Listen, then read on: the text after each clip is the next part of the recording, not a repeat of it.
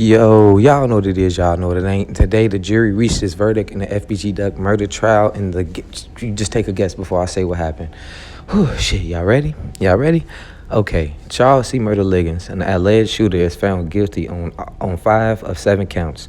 Jurors found he committed the murder, engaged in a conspiracy to murder Duck, used the gun in relation to the shooting, and wounded Duck's girlfriend in the attack.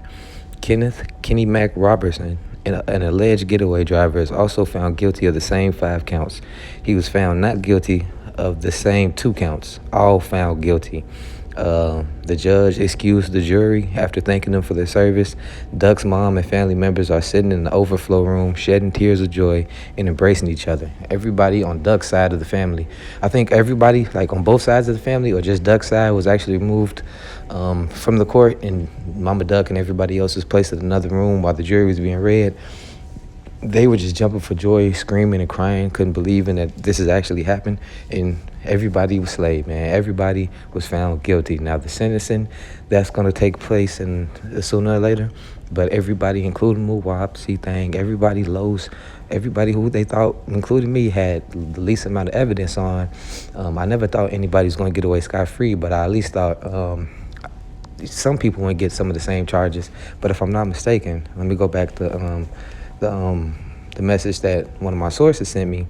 All was found guilty. Yep, all was found guilty. And at the end of this day, at the end of this thing, when sentencing all said and done, I can see people walking away with 50 years or more.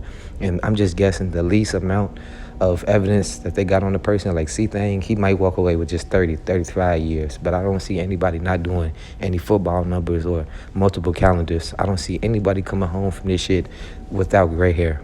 Like, if somebody does come home, it's because they kept hope alive, worked out, fuck around, proved that, they would be a fucking, not a danger to the community anymore, because I just don't see any way that somebody get anything less than 30 years from this case, especially if they was all found guilty on this brazen attack that they used, and just the methods and the shit, that the extent they went to kill FBG Duck, far as shooting his girlfriend.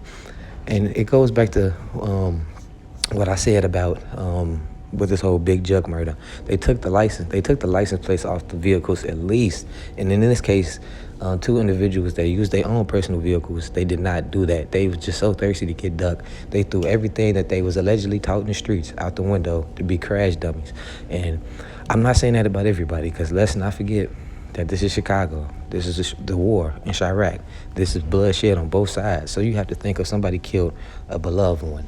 You say your best friend, your brother, your mom, your dad, whatever you think. If somebody killed them and you got that pain inside your heart, and you know you a shooter, you know you get active in the streets, you're not going to go to the police for justice. You can go handle it yourself. So even though everything played out in an unfortunate events where everybody lost their life to the system and to the grave, there was no winners, bro. And this is why shit never ends, because people feel like they always need their lick back instead of looking at shit like he did, they did. There's nothing else we could do.